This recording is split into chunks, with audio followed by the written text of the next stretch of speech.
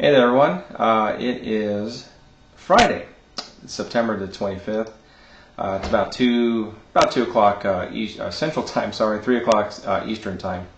And just want to hop on here real quick. Didn't want to wait till market close. It looks like the markets are kind of blasé. So just want to point out a couple of things. Right now the markets are fairly flat, really. We're down about 17 points at 96.90 off the 9,900 highs that we had a couple of days ago. The dollar seems to be having trouble rising above 77. Excuse me, guys. Rising above 77, and it's been kind of hitting the 76.7, the 77 range. We're past a couple hours just today. Gold has dipped below $1,000 per ounce, and oil is kind of hanging around 66. And like I said, this has been going on for the last couple sessions, roughly. So I can't say that the markets have been exciting. Definitely, certainly the last two sessions anyway, today and yesterday. I want to talk about the relationship between oil and the dollar. This is kind of one area that is it's still manipulated, okay? But it's not manipulated like the dollar. You know, the media, the financial media out there will always say, hey, look at the Dow, look at the Dow, look at the Dow. You know, gosh, the Dow, that's the speedometer of the economy, you know. Keep looking at the Dow, guys. Well, and you have to ask yourself, why is that? Well, and the simple answer is the Dow is the most manipulated financial market out there. Both the Dow and even the NASDAQ are both just highly manipulated. I mean, so to me, the Dow is kind of the tachometer. You know, the speedometer to me really is the dollar index, the gold and oil, because that's truly international. It's not as manipulated as the Dow, in my opinion. So as we see the dollar continue to rise, we're going to see the oil continue to fall, and there's really a good relationship between them. So if there's more supply, consider more supply in the oil markets. Oil tends to sell off, and then of course the dollar would just continue to increase because oil is denominated in dollars, and OPEC nations can accept dollars for purchase of oil. Although I know that there has been some movement to accept the euro as well, but at least today it's pretty much pegged to the dollar. So that's where you're going to see that interesting relationship. Gold has continued to kind of continue a little slide below $1,000 per ounce.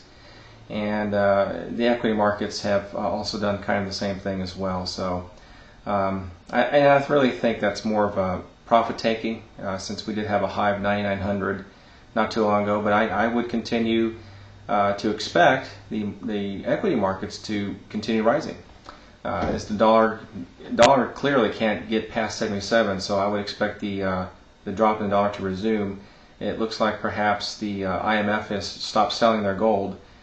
Maybe, I don't know, maybe thinking again, it was 1,015 yesterday and it was 990 or so today, so maybe maybe they still have a little bit more to go and they want to keep the dollars propped up as much as possible.